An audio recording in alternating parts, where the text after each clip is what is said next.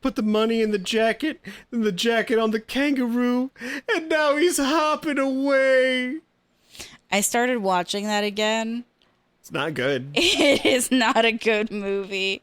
However, do I think every time I'm in an airplane going to the bathroom, just, oh, look at all the green. Oh, it's slipping through my fingers. Oh, it slipped. And now it's in my hands. Yes. It's a funny thing about Kangaroo Jack. It was originally supposed to be an R-rated comedy. Okay, even funnier thing about Kangaroo Jack, when I worked at Warner Brothers, we had a special field trip to the Warner Brothers, or the archives that they have, where they've got, like, every single Batmobile. They had Dean's car from Supernatural. They had the, like, van that they use in Suicide Squad, the, like, pinky purple van. The miniatures that they use in Batman, the headstones for Beetlejuice, like really, really cool things, like legitimately like amazing stuff to see in real life. The wild things from where the wild things are, just like those big ass puppet guys. Do you know the thing that I was the most excited about seeing? The jacket from Kangaroo Jack. The whole ass kangaroo, Zachary. He was just sitting as if you were in a movie prop Costco, is how everything is categorized. It's a warehouse, so it makes perfect sense. Very silly. It's just him fucking sitting on a couple of boxes, his head down because he's a goddamn puppet. He's not going to be like upright and erect. They didn't get him prepared to be shown off because they didn't think anybody would care. I fucking cared though. I was so excited to see. It was like seeing a friend. Hey, buddy, me and my buddy Jared, we're both so excited to see Kangaroo Jack. Meanwhile, behind us, the some of the little, like, interesting and cool Batman props. Do not remember a lick of what they were. Why? Because nothing mattered in that moment. The only thing that mattered was Kangaroo Jack, and I want that on my headstone.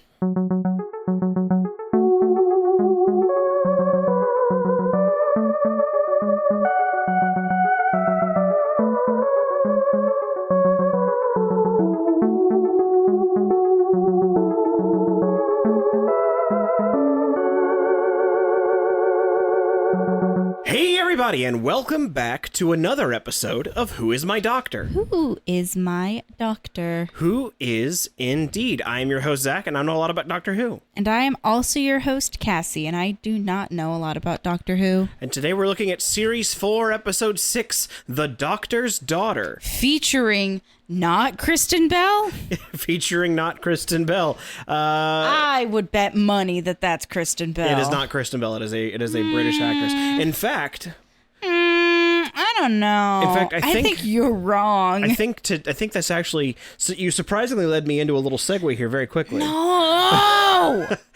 So we're... No! What she is seeing is a title card they've put up on Max, and it's a picture of presumably the Doctor's daughter. I will let you know that is she is playing the Doctor's daughter in this episode. This will be our first Cassie Prefassy, I guess palm reading might be a good way of putting it. I don't know, because I'm not going to have you guess something. Palm reading? Yeah, I'm not going to have you guess something that's in the story this time. This is a real world fact, and I can give you the point before the episode even starts. Not a palm reading, because that, if we're trying to find a name for it, which this might also be part of the game, is me trying to rename this segment. Okay. Because palm reading would more or less be looking at something that is already there. Because for palmistry, it is looking at the lines on your hand and what's that? Trying to, like, maybe a cold reading is a better word for it. Maybe where it's like you're not you're just gonna try and look at this person and make some identifications here. The Cassie cold read. The Cassie cold read. Yeah, our first Cassie cold read. So is there a word that could replace read that starts with the letter C? Cassie cold call. I'll allow it. All right. So we could do better. Yeah, but this is a triple C then. Yeah. So for this one you're seeing here is related to two different doctors, both of whom you've met. Oh, fuck you. I will give you the point if you can guess either of those relations. Can you do me a solid then and go over the doctors that we have met. Okay, so you've met 5 doctors in total so far. You've met the 3rd doctor, John Pertwee. He was the guy who wore velvet. Yes, and talked a little bit like this. Yes, and then we had the 4th doctor with Scarfy McBig hat. Yeah, Scarfy McBig hat, my favorite. And then in Time Crash, you met the 5th doctor. He was the one with the celery on his lapel pin. So 3, 4, 5. You met 3, 4, and 5. Okay. Then you've met the 9th doctor, Christopher Eccleston. And obviously, as you've seen so far in this one, you have met the 10th doctor, David Tennant. She is related to 2 of those doctors. Related? That's what you're having to guess. Based off of the fact, and solely the fact that she's blonde. Okay. I can deduce and boil that down to 3 and 5. Okay. Which I feel like it's simplistic, but I don't really have anything else to go off of. Okay. How she would be related to 3 and then 5. Do you want to pick one and say... Hi, I'm autistic. So the way that she's related to them is that they're odd numbers. I mean, the actress is related to the actors that have played the doctors. Oh, like actually yes, related. Actually in real life. Oh, yes. Okay. 3 and 5. Wait. Okay. No. Maybe. Hold on. No. We did this. It's 5. It's 5 and 10. All right. It's 5 and 10. Do you know how she's related to 5 and 10? It's 5 and 10. Yeah. Because you said this already. And I'm trying to run through because you were like, oh, see, special bonus episode. Fuck, I forgot about a little bonus episode. There was a part of me that had wondered if you would remember that I had made that connection. Yes. Okay. So the daughter's doctor. Doctor. Shut up. Let me speak. The doctor's daughter is David Tennant's wife, and number 5 is her father. That is correct. Yes. I remembered. This is your first time you were basically quizzed on seeing if you paid attention to me. Yes, her name is Georgia Moffat. Daughter. Stephen Moffat relation? Not related to Stephen Moffat because Interesting. Peter Davidson's actual last name is Peter Moffat. He was Peter Davidson for I believe some kind of union reason, but his actual birth name is Peter Moffat, father of Georgia Moffat, who is now Georgia Moffat Tennant because she is David Tennant's wife. Or as the story often gets told, once upon a time the doctor had a daughter who then played the doctor's daughter and then married the doctor and had the doctor's daughter. I just think that's fun. She in this episode will be playing Jenny, who is the doctor's daughter. I'm not gonna I wasn't really gonna quiz you on that because the reason she is the doctor's daughter is, in my opinion, kind of dumb. But we'll get to it.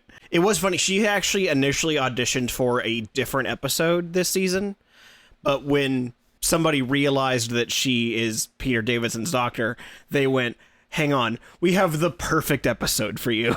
And they hung on to her for a few more episodes so she could play this part. I have always wondered why you get so hopped up and like spirited about certain doctors, the actors, like sons that look a lot like their fathers, and how you're angry that they haven't come back to play either their sons or their versions of their doctor, their dad doctor. Yeah. And that's all I heard coming out of my mouth right now. I've never fully understood why you get so angry about that, but now I understand because they have done it before. Yeah. Actually, the first time they'd ever done a recasting of a doctor was in they had an anniversary special called The 5 Doctors that we'll probably watch at some point, where the first doctor, William Hartnell, Bill Hartnell had already passed away, and so they hired another actor to play the first doctor. And they do it again later on in this series, but we'll get to that when we get to that. You know, there's a part of me that's like, part of the fun of Doctor Who is that it is a time travel show, and because there's time travel, the Doctor can overlap on his own story. Mm-hmm. And so there's interesting times that they can do that. And I always just feel like it's a missed opportunity when you don't utilize the fullest potential of the show's rich history. Yeah, there is also something to be said, too, and I'm sure that my words will immediately be debunked by you. Mm-hmm. But is there any possibility that their children don't want to be a part of that? Oh, I'm sure that there's plenty of them that are they're not actors or they don't look the part. Supposedly, Sean Pertwee, who is John Pertwee's son, the one that I mentioned should play the Third Doctor at some point. Mm-hmm. He has supposedly said that he doesn't feel like he could live up to the role because it was such an iconic role for his father. I personally disagree with that, and I think that if he was invited, he should take it. Mm-hmm. Also, plenty of their kids aren't actors. Mm-hmm. So, like, it's not that I think all of them should always do that, but there's a couple of occasions, especially Sean Pertwee, who is an accomplished actor in his own right, who looks a lot like his father, and also has skills doing stunt work like his father did. Sean Pertwee played Alfred Pennyworth on the show Gotham. Damn, he does look like his dad. Yeah, right? And he's, according to my cursory Google search, is 60 this year, so he's the same age. I think he actually might even be a little older than John was. I think John was in his 50s. But, he certainly looks the part, and he's in decent enough shape for it. I'm sure he'd be fine. That's where my hangups are. Is like, I'm not like angry that if they don't want to do it. I just feel like there's missed opportunities that I wish it would be taken. Mm-hmm. But anyway, we're getting a little off topic here because we do still have one other. We do have a proper Cassie Perfassi to do for this episode. Fun thing about Georgia Moffat being in this, though, this is actually where she met David Tennant. Cute. Yeah. It's interesting when you know that I don't think David Tennant was technically single at the time he was filming this episode. He's a little cagey about their initial meetings because of that. Well, yes, but even still. But yeah, I mean, they've been together. Of course, they're gonna meet on this episode. Yeah. Well, this also, like I said, this episode came out in 2008, and they are still together. 16 years later. Mm-hmm. So for however cool or uncool the initial sparks were, who cares? They clearly love each other and have a very happy family together. I want to find a love like that. Maybe one day. Yeah. Maybe one day you'll find a partner that won't drag you into their dummy podcasts. But until then, you're stuck with me. Their dummy podcast. Hi, welcome to our podcast. It's Dummy.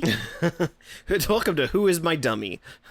Starring me, your dummy. Turns out this whole time, this podcast has been me and you as a puppet. You've been my dummy. Why am I the dummy? You're the dummy. So let's do the actual Cassie Perfassi for this episode. Since you got the first point already for the 2 points, so you're at minimum 50% here for this episode. I had originally thought maybe I could ask you some other question about the Doctor's daughter, but I thought maybe I would just let the episode itself play out. So instead, I will tell you this episode features an alien species known as the Hath, and they are the Hat. Hath, Hath. The Hatta. Yeah, the Hatta. And Hath you any lemons to make lemonade? The Hath are humanoid From versions an old of world, presumably 1600. They are ye olde English aliens. Yes. No, the Hath are a humanoid species that resemble a kind of animal, and I will give you. I will let you decide what kind of animal that is. I will let you use a large umbrella term. You don't have to be super specific. Mammal. You think they're a mammal? No. Okay. I just wanted to see how broad I could get. I think that'd be fine. I'm giving you a broad enough question that a broad enough answer would be fine. Can you get more specific? They're not any kind of animal we've seen so far. Okay. So they wouldn't be like cats or cat-like. They wouldn't be big dumb babies. So the animals that we've seen, though, is rhino, cat, Yep. baked potato, Yep. big, dumb, stupid babies, fat. Fat. Can I Banacafalata. Yeah, Banacafalata. Technically, There were the bats from School Reunion. Ew, fuck those guys. The scary mosquito monster things from the episode with Rose's father. Mm-hmm. I'll say that the Ood are most closely related to like octopus. Okay. Or some kind of cephalopod. Just thinking about animals here. Yeah, I was just skimming through real quick to see if anybody else jumped out at me that we'd forgotten. Because I'm really trying to rack my brain to see or to think about if there was anything that any like species that we haven't touched on. Okay. So we haven't really seen any sort of reptile Okay. or bird. Okay. This might be thinking into it a little bit too much. We have even seen arachnid, but we haven't. That is true. We have seen Big Spider Lady. Can I ask if bird or reptile is correct? No, neither of them are correct. Okay. So I can rule those out entirely. Although it is funny, we will eventually have aliens that are half bird and aliens that are half Do reptile. they play accordion and are really cool and also named Cass? Nope, that is a different franchise.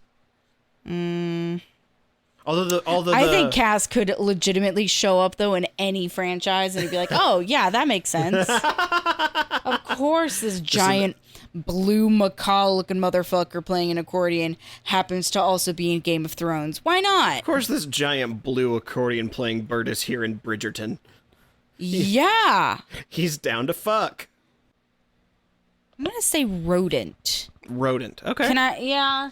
Because I know I said monkey in the past and I was wrong, and I went, I don't know if monkey alien is what we want to go with, particularly since there was the simian planet in Futurama. Yeah, and there's plenty of like, that covers a wide variety of things. You got your They could be rats. your rats, your mice, your They could be bigger rats. weasels, stoats, meerkats, Yeah. possum. I mean, possums are marsupials. No, well, I would still count it. I think as rodent, just because it's it's classification socially more than it is scientifically in that case. Yeah, well, because marsupials are also like kangaroos. Yeah. Are kangaroos rodents? Yes. Big, giant rodent. But can you imagine being ratatouille'd by a kangaroo? My God. Kangaroody. Jeez Louise. Instead of pulling your hair, he just kicks you in the back. You're wearing him as a backpack and everyone has to... Ow! All right. So rodent. I'm saying rodent. All right. So Cassie's prophecy today is that the Hath are humanoid rodents. We will find out together as we watch The Doctor's Daughter.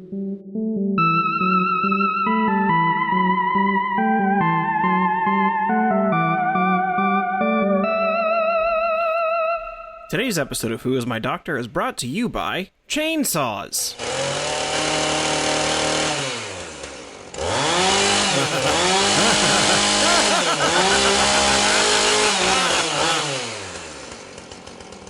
Back to the episode.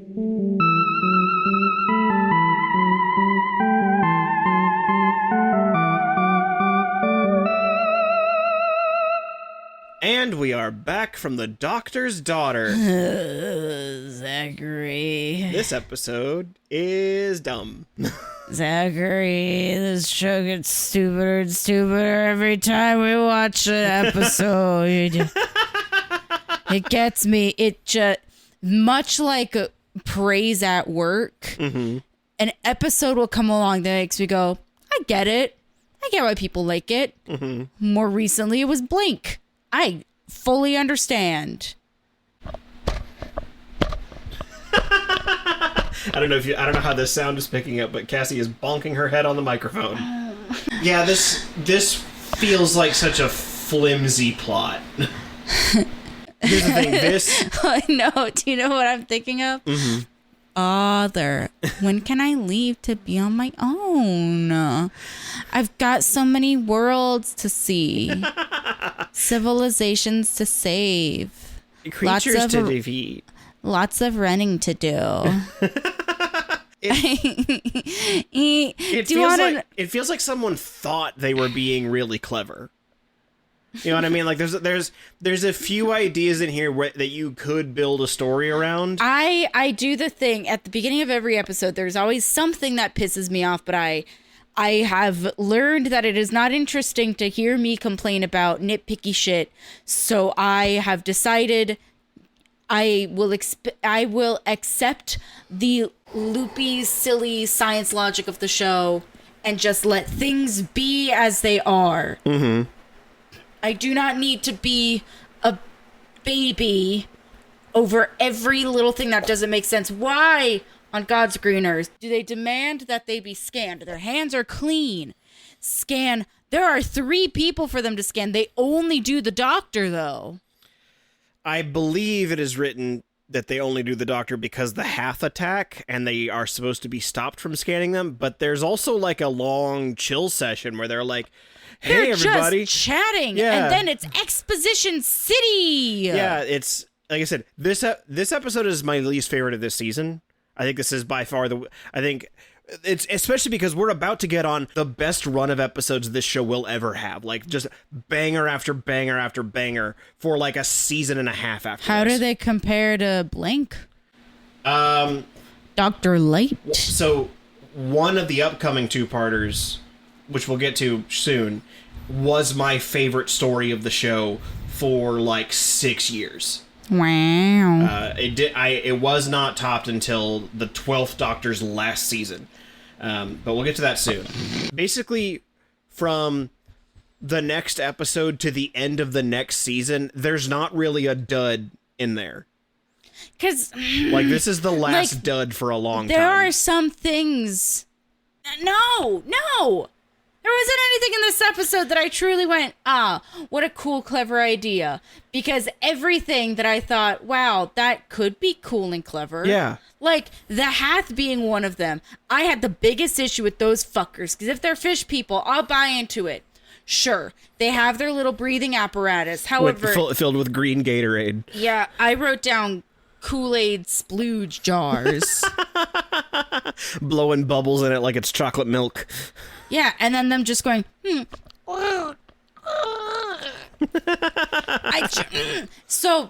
okay. But fish, physiologically speaking, need to be damp. Fish survive in wet environments. Imagine that. So I can forgive the fish-human hybrid bullshit of saying, okay, yes, they can technically survive outside of water. Their gills are vestigial then, yet they still move. It's functioning they on don't like breathe. Fish breathe in water, for lack of a better term. They breathe in water through their mouth, and then all of the crap gets filtered out through their gills, and then they take in oxygen, and that is Fish 101 for dummies.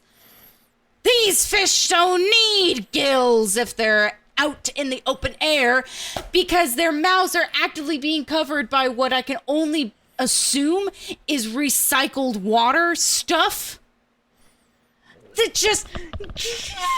It was making me so angry that there was then no other way that their scales were being kept damp. Mm-hmm. Being underground, you can make the excuse that perhaps underground is just unusually moist, so they don't need to be.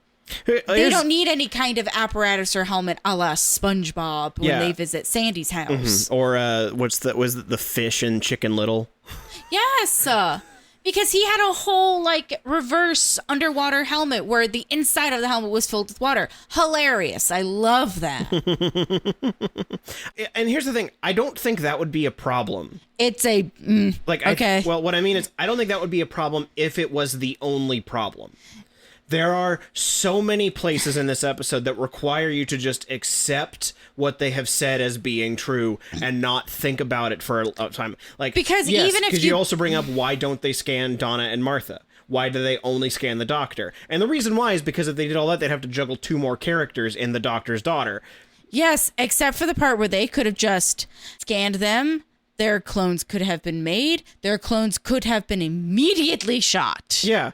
Like there were so many extras in this. You could have spared 2 of them. Yeah, I mean, it would have them appear as clones of these 2 other characters, shoot them, and then just plug them back into another scene. Or, just say, hey, the Doctor's DNA is weird. It fucked up the machine. That's why they don't scan the other 2, because the Doctor's not a human. Yeah.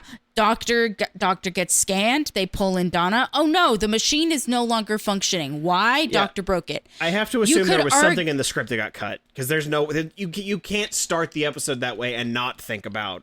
having these people insist, because it's not, they could have even made it a sexist thing and said, we only scan the men. Yeah, there are so many things you could put there, but instead there's nothing.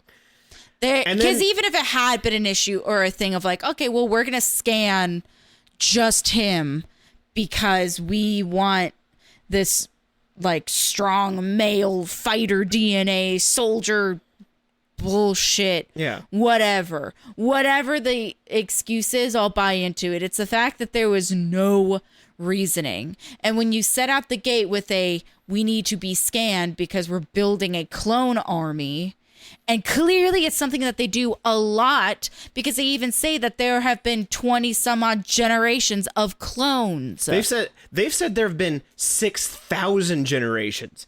So it's something they like to do. They have the resources available to clone easily then. Yeah, So even if they broke down that machine, they could have taken them to any other machine. Yeah. And also when you learn later on that the war's only been going on for a week. 7 days. 7 days. That makes you realize the clone, they for some reason made Cobb old.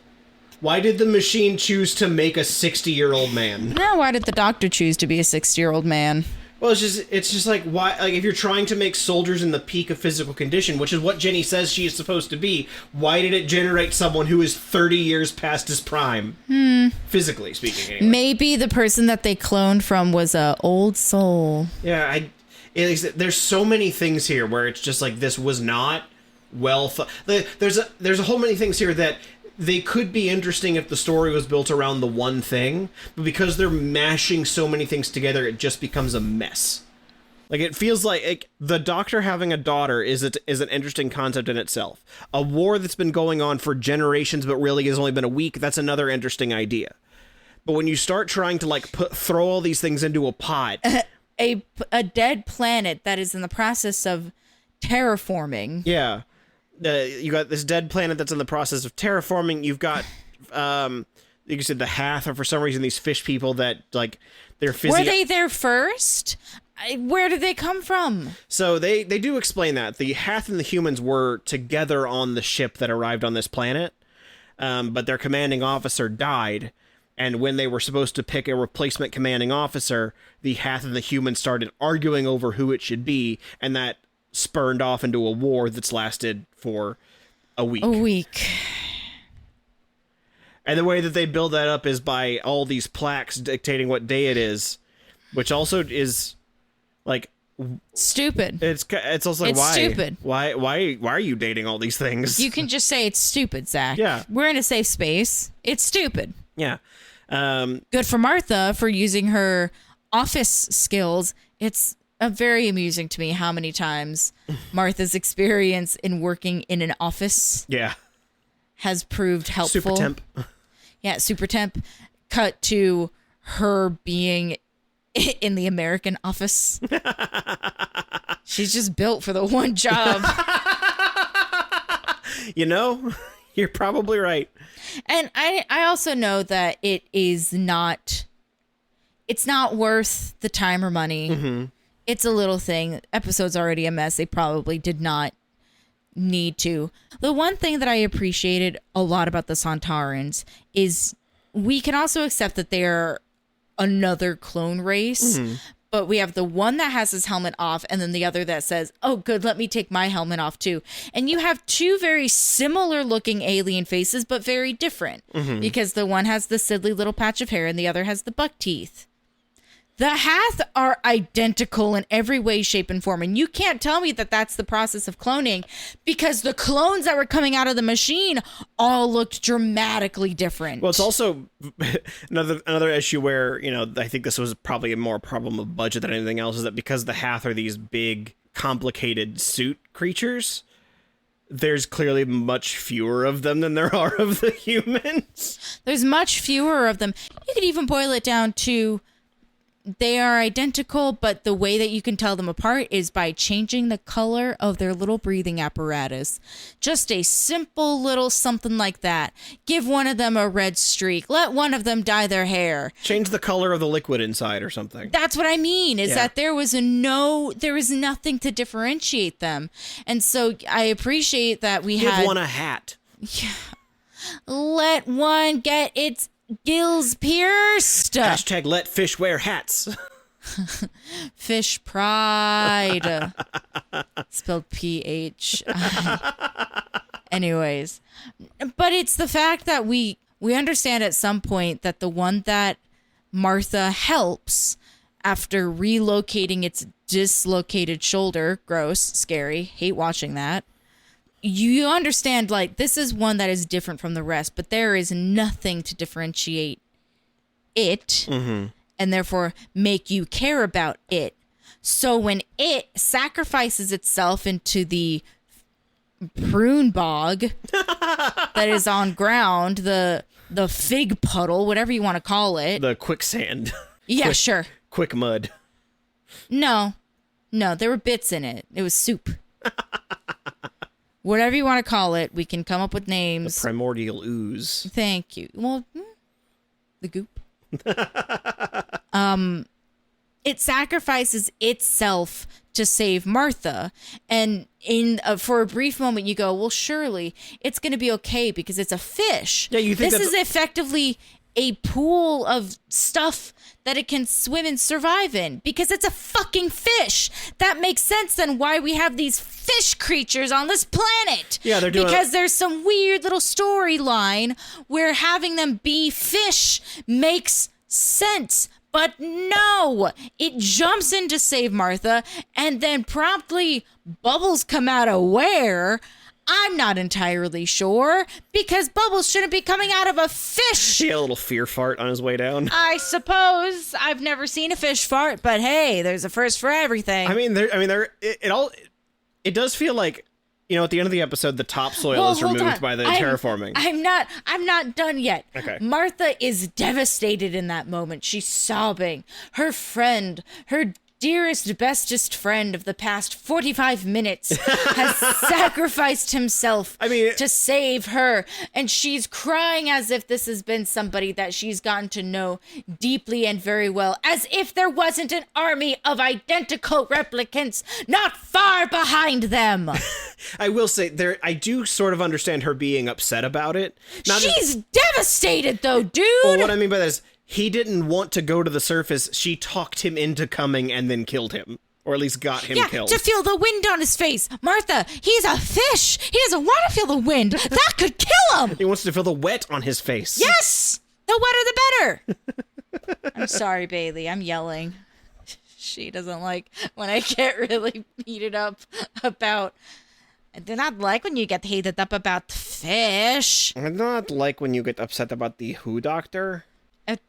You almost get as upset as I do about the Me Doctor. I don't like going to them. Please don't take me again. It's more like, why, doctor? Am I right, they put ladies? They put needles in my butt. They took my temperature once, and I screamed. And that is a real thing that happened. She looked at me and went... It's like, I'm so sorry. Why make them fish if they're not going to do any sort of fishy thing? Yeah, it feels like such a flimsy... Like, again, it's flimsy. Like, if it was the only problem, it probably wouldn't be that big a deal, because you'd be like, okay, that's the thing I have to accept this episode. Because even if But there's so many things you have to just, take as writ. They're in the sewers. Rat people would have made way more sense.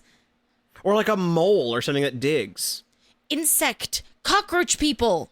Yeah. Something where it's like, all right, cool, yeah, it makes sense that now, you could even make the very fair argument of, well, this is an underground species of alien, so they help the humans build their city, build their camps, at which point there is a power vacuum. Yeah, and then you even if you had made the war going on for a month, that would have made more logical sense why lots of shit can happen in a month that you forget about, i.e., completely forgot we're in July. Fireworks happened at the top of this month. Completely forgot about that. Why? Month is a long time. Yeah, and it's they establish there's one part where it's in the background. You can hear them relaying like this generation extinct, this generation 30 something dead, 14 alive. dead. But I think the highest one went was like 50 or so. That still means that you're talking about tens of thousands dead in a week. Where are all the bodies? Why aren't they marching over corpses constantly? Where there should be piles of bodies. If we're jumping to the very end of it as well, if they cremate their bodies pretty quick, Jenny would not be alive. You mean if they decay? If they, oh, you mean? Well, no, I'm saying that if the survivors cremated bodies as soon as they hit the ground. Oh, okay. Therefore, a very reasonable explanation as to why there aren't as many, as many corpses. And even then, we would need to see that. Yeah. We don't see it, so we're sitting here having to make up answers for the episode. Yes, we're having to make up hypotheticals for the episode because it didn't bother to think of, okay, if we're doing this, then what? I don't even need you to explain it, which they did a hell of a lot of at one point. Just exposition town. Yeah, and I'm not upset with like the idea of we've had this twist here and here now at the end we explain this twist. The problem is the explanation raises further questions. Mm-hmm. This episode has some cool ideas in it, but it's thrown so many of them together that the cool ideas just end up feeling not even half-baked. They feel like you haven't even started the recipe yet. It feels like you went to the store and bought flour, but you don't have cookies yet. I was going to say, conceptually, it feels like a really bad cowgirl cookie. And what I mean by that is like cowgirl cookies do have a lot of shit going on in them. Their oatmeal, their chocolate chip, their craisin, their coconut, their sunflower seed. There's so much. Mm-hmm. But 9 times out of 10, they're done very well. However, you get the one that has the addition of like walnuts. Too much variety. Yeah. And I'm trying to figure out what the walnuts in this episode is. Because we haven't even begun to talk about Jenny.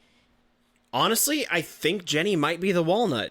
Jenny might be the walnut. Because it's sidetracking so many of these things by having the doctor do this like father-daughter thing. Which, there's an interesting thing there. But it's also, that kind of gets done to death. Like, there's a lot of situations where, like, we just watched Logan the other night.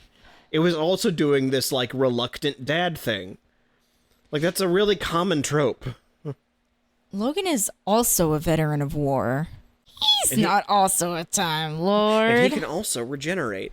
He just looks the same every time. Oh my God! Wait, hold on. Skirt pause. Is the Doctor part Wolverine, or is the Wolverine part? Is he Dr. Wolverine? Oh my God!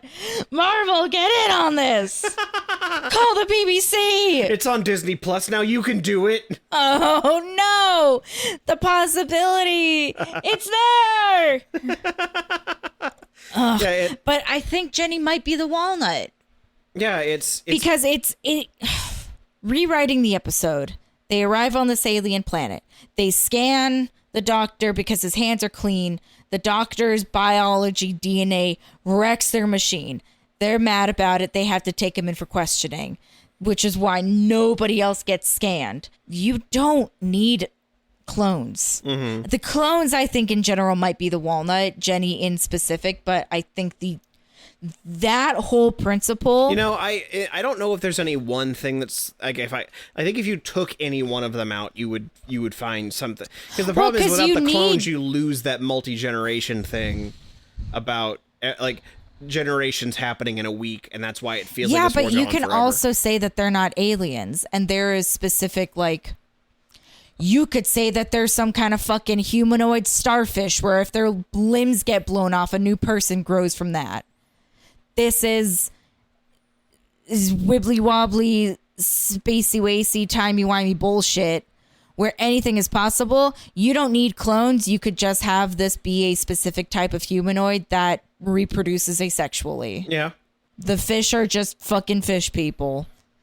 they can have their own means of cloning, but also there is another version of this story that does not involve any sort of cloning machinery, where it's like, oh yeah, these are technically clones of the parent, but Well, also, part of the cloning thing also introduces another hiccup where I feel like then part of the strategy of the war should be to destroy the other faction's cloning machines.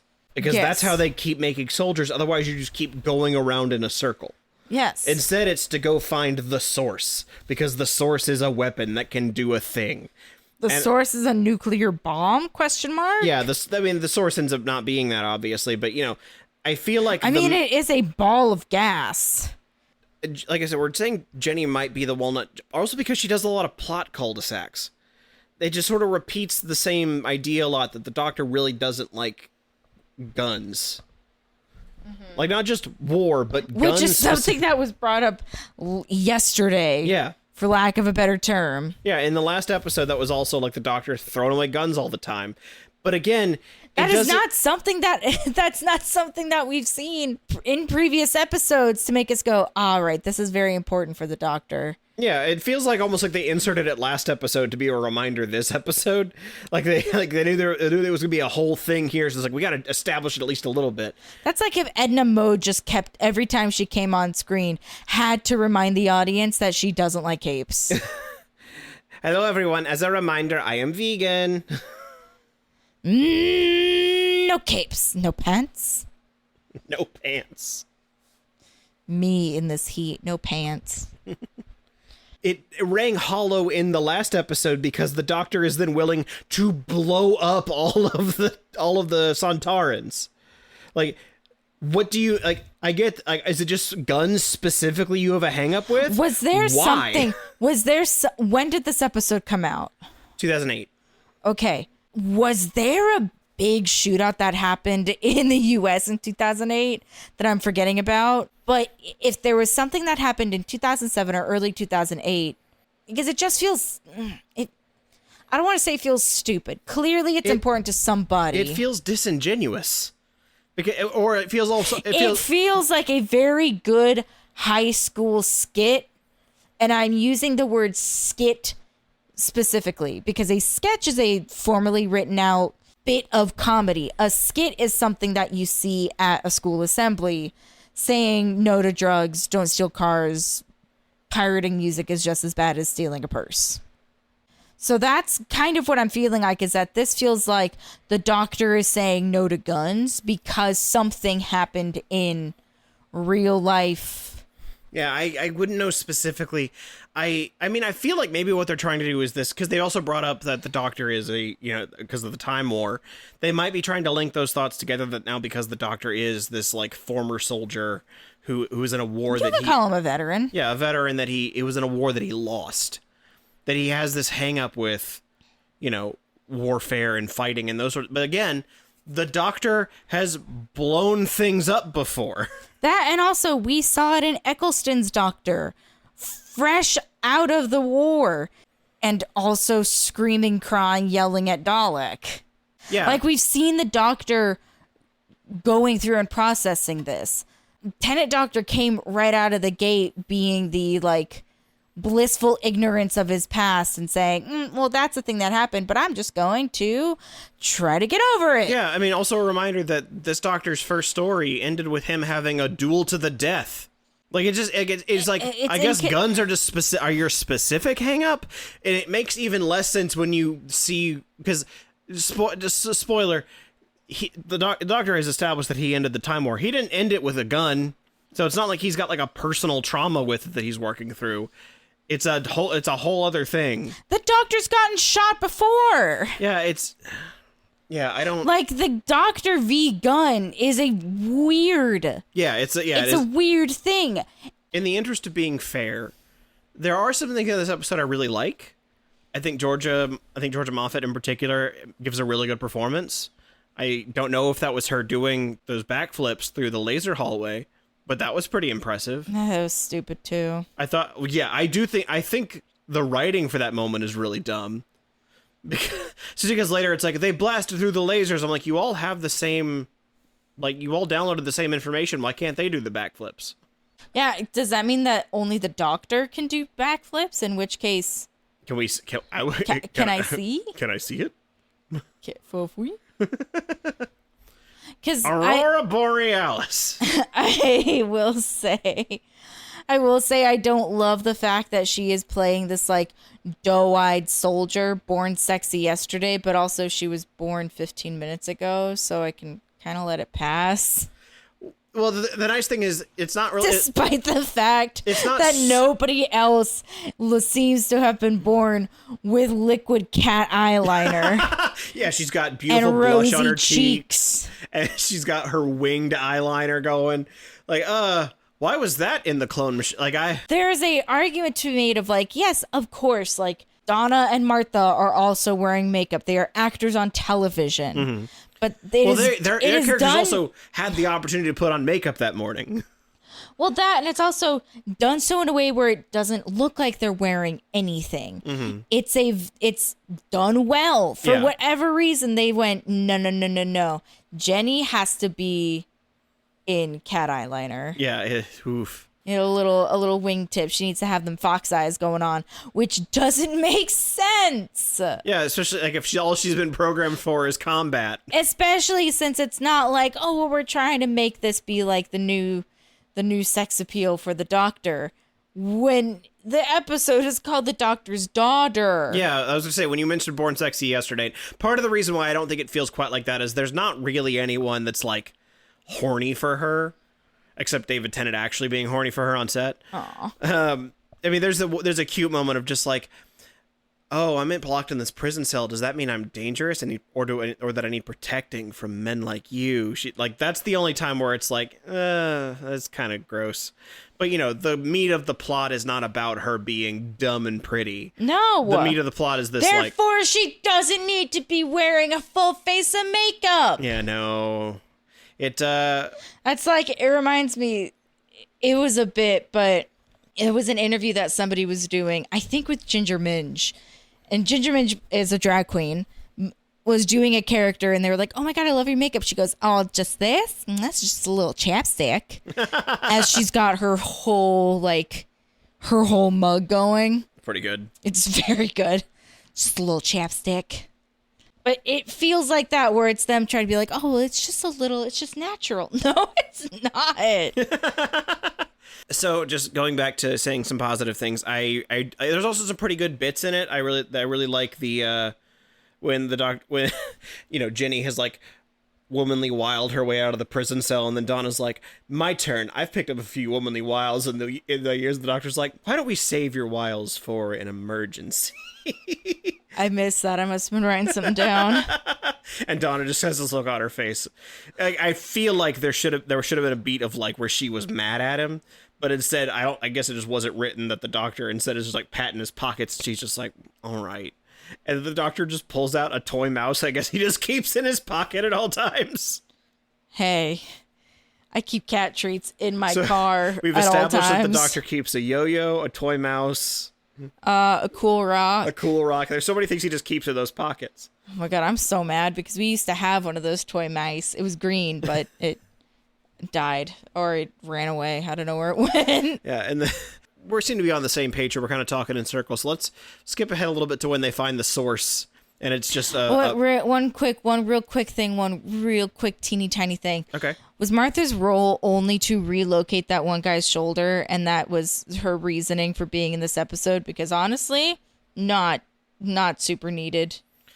She also ended up leading the Hath to. She was trying to get to the source before the Hath were. So in a sense, yes, it was. Well, also when you think about it, it also gives the Doctor like a reason to get to this place. He's trying to pick up Donna. He's trying to pick up Martha. So I was angry and upset that there was an actual doctor written into this episode, and jumping to the end, somebody is dying, and her only response is just, no. Can't do anything about it. Sorry. Yeah. Which, in fairness, Jenny got shot in the heart, so not much you can do about that unless she's a surgeon with her full equipment right now. One of two hearts. Yeah. Well, that would have also been an interesting way to bring that up, is like, oh, she got shot in the heart, but not both of them.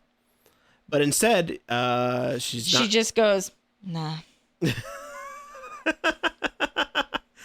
It's like that SNL sketch with Jimmy Fallon and Justin Timberlake. Yeah. Do you have anything to add? No, I don't. When they're the bear and the Bee Gees. Yeah. So when they get to the source, they find out it's just like source. They find out that it's terraforming gases. And it's just a terrarium of gas. And it's been sitting inside their spaceship that looks like Saruman's tower from Lord of the Rings. And even big. Well, I guess it's like a greenhouse. Yeah. And then inside there's the the foresty, all the plants that have been love that. Love me a good. That I take it back. That was my favorite part of the episode is because they go in a greenhouse, and I love greenhouses. Love them. Someone's like, Cassie, what's your favorite part of Doctor Who? Plants. I really like the part where there's trees.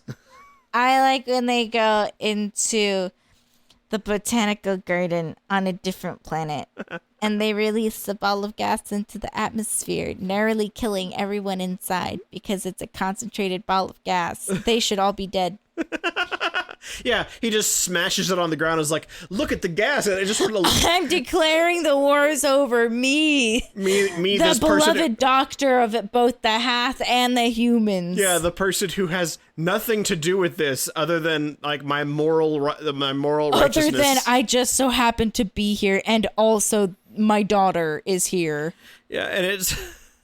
And so but when he smashes it, the gases just kind of hover there in the air. They don't like start dispersing. The gases are also confused. They're like, oh wait, are we? Hang on, I'm not waking up yet. Hang on, I gotta get my gas pants on. I do like the idea for just a brief second. You were doing the gases as if they were Foghorn Leghorn. I say, hang on, how did I get up here? Yeah. I was sleeping in a ball just a minute ago, boy. Now you smashed me and you woke me up and you expect me to get up and start doing my job right away? I'm saying it's not fair, boy. What I'm a ball of gases. All I'm saying is that the ball of gas is American. We are all balls of gas. Yeah, and so the humans and the Hath meet up here and they see the doctor give this big emotional speech and like smash the gases on the ground. And then everyone just sort of like, oh, okay. And they start putting their guns down. Except for one. Except for Cobb, who Cobb then is just like, Jenny, we can't afford to keep having Jenny on staff, so... No, he goes to kill the doctor, and then Jenny jumps in front of it. Right, seemingly for no reason. I mean, I could justify the doctor has just eroded his sense of existence. But because he says nothing, he just sort of points up and shoots. I think he just doesn't like the doctor. He don't like his smarmy little face. Yeah, and so he shoots Jenny... And we have the little moment of like, is there anything you could do, Martha? Martha's just, mm-mm. No, there ain't. And so what the doctor does is the doctor then picks up the gun, walks over and points it at Cobb's head, and no one does anything. Except for me in the room going, whoa! Whoa! Like, the soldiers are holding Cobb down while he's got the gun pointed to his head, and none of them are even reacting to it. They're just like, oh, I guess we hold him so the doctor can shoot him. They don't say anything. The Hath are somehow still fucking alive. They've just gotten bombarded with so much gas. Those fishes should be dead. And then the doctor's like, I never would. Remember, I never would. And he's like shaking the gun in front of him. Nobody cares about you, doctor.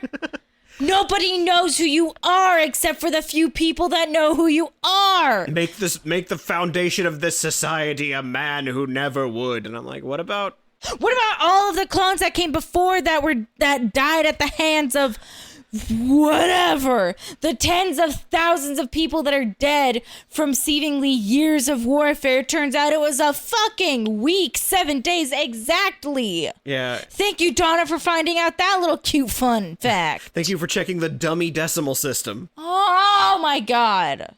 Can we also just briefly circle back to this thing about 7 days, is that the doctor can't recognize the calendar? Because it's an American calendar. Well, no, it's the new Byzantine calendar. He didn't recognize. I was like, what the fuck do you mean you didn't recognize a date? I can recognize the date when other countries have their version. Like, I recognize that it's in a different order, but I could tell you that's a date. Yeah, it really stresses me out, though, if I go, is it the month of December Or is it the 12th day of the month? I don't know. Anytime after that, I'm golden. I know exactly when it is. Yeah, Jenny, as we said, gets shot, and the doctor's like, well, she's got 2 hearts. Maybe she could be like me, meaning that she could regenerate. Yeah. But then Donna just is like, there's no sign that she's like that, Doctor. We should just go.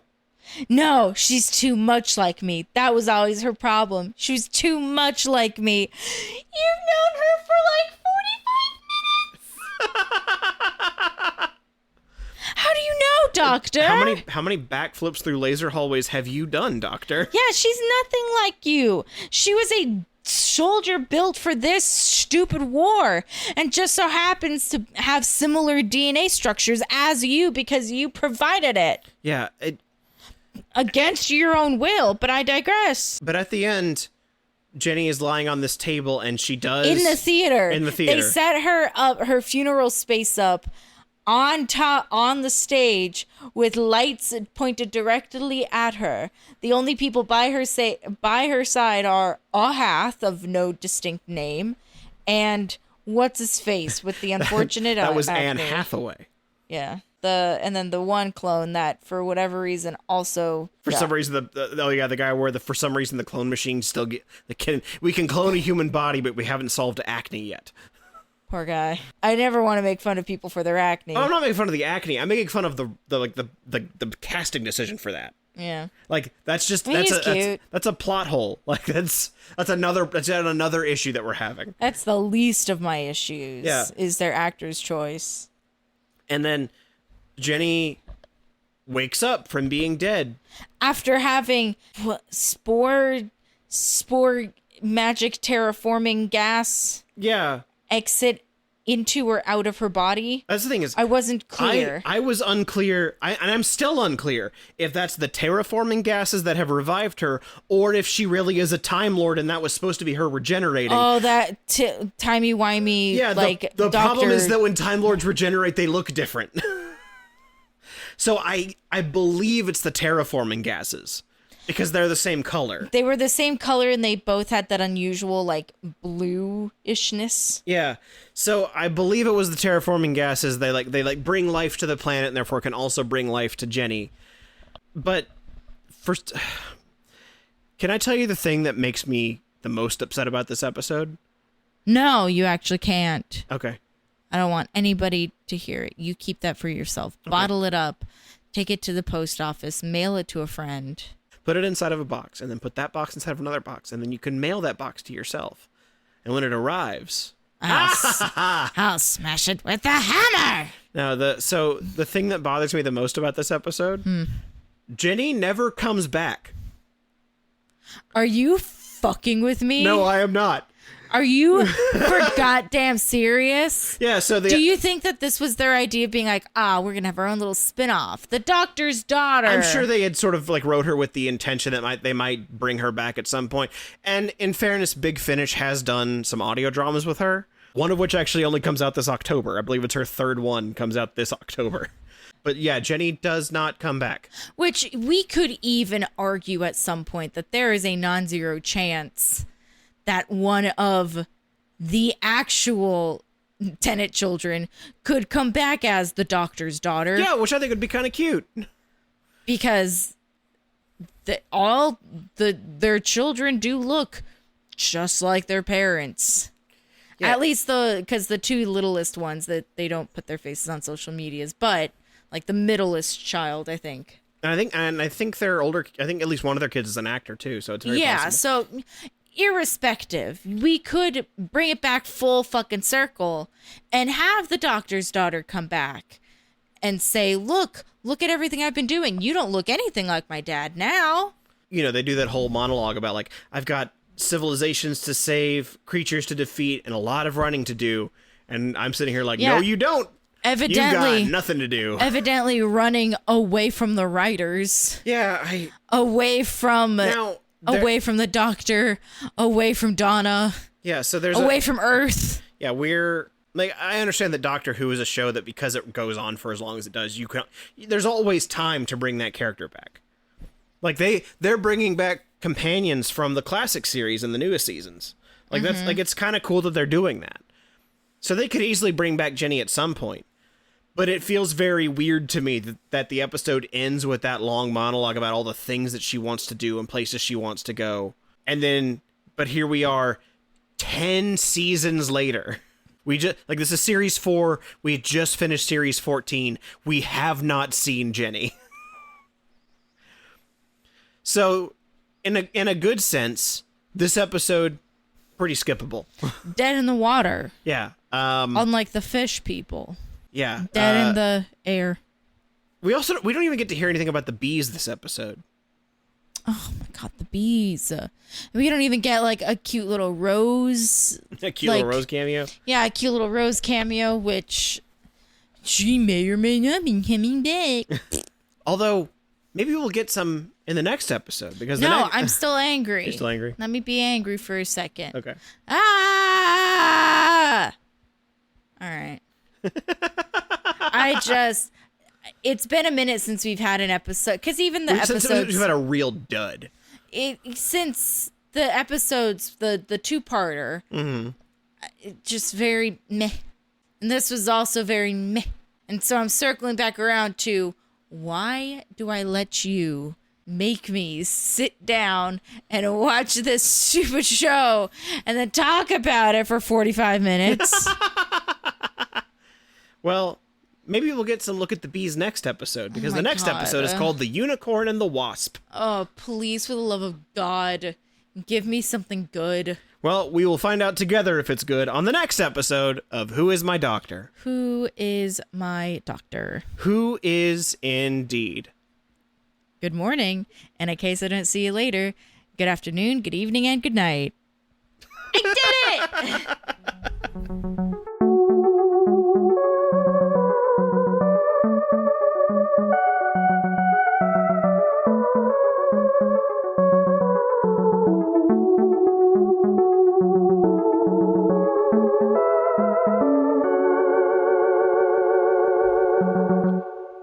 We didn't end up sounding like we were bullying people that made this episode. Making TV is hard. Sometimes you have duds. It happens. Things don't go perfectly. For example, this podcast episode is coming out a day late because my speakers randomly decided to die. And this is just a podcast. But if you like this podcast, be sure to subscribe wherever you're listening right now. Please give us 5 stars or a thumbs up to help the algorithm send us to other Whovians. Or hey, maybe even send this podcast to one yourself. You can follow us on Twitter, Blue Sky, Threads, and Instagram at WimDpod. That's WIMDPOD. Speakers are fixed now, though, so we'll be back next Tuesday, because your Tuesdays are now Who's Days.